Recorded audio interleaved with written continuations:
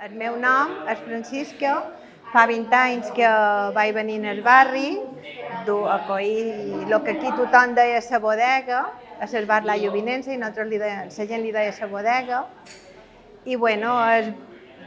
canyor i la vivència que he viscut aquí, pues que els veïnats eren molt propers, podies comptar amb ells per qualsevol cosa, quines cantó hi havia a la planta baixa primera,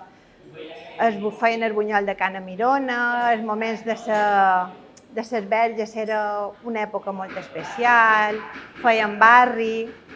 i bueno, tot això en la part dels anys s'ha anat perdent, que és una pena perquè és un barri preciós, amb la història de 700 cases, està a propet de Palma, no sé, és un barri molt guapo per venir a viure. Hi havia la carnisseria de Can Andreu, que bé, aquest senyor ja va morir 90 i pico d'anys, i bueno, un home també espectacular, d'aquestes persones antigues que va quedar viudo molt jove, aquest senyor, i va treure el seu fill endavant, en la carnisseria que seva mateix. També hi havia un colmado, no quan jo vaig venir, que ja no hi era, dos caps de cantó més cap allà, encara hi viuen, és gent major però encara hi viuen, i bueno,